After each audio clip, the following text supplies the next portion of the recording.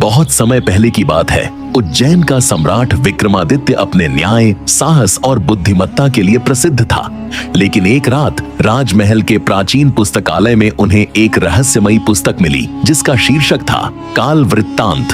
पुस्तक की पहली पंक्ति थी, जो इस ग्रंथ का अंतिम पृष्ठ पढ़ेगा वह भविष्य को देख सकेगा, पर कीमत बहुत भारी होगी। राजा चौंक गए, पर उनकी जिज्ञासा प्रबल थी। उन्होंने पृष्ठ पलटना शुरू किया।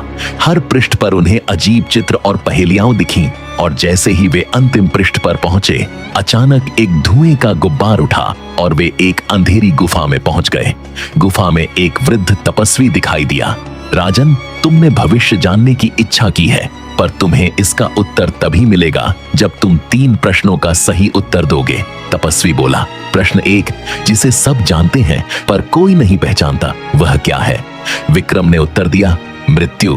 प्रश्न 2, जो जितना बांटोगे उतना ही बढ़ेगा, ज्ञान। राजा बोले। प्रश्न 3, जिसे देखना हो तो उसे बंद करना पड़ता है। राजा मुस्कुराए, आंखें। तपस्वी प्रसन्न हुआ, तुमने तीनों उत्तर सही दिए। अब तुम्हें भविष्य का एक दृश्य दिखाया जाएगा। गुफा में एक दर्पण प्रकट हुआ। उसमें राजा ने देखा, उज्जैन जल रहा था, महल खंडहर बन चुका था और एक अजनबी सिंहासन पर बैठा हंस रहा था। विक्रम घबरा गए, यह कैसे हो सकता है? मैं तो राज्य की रक्षा करता हूं।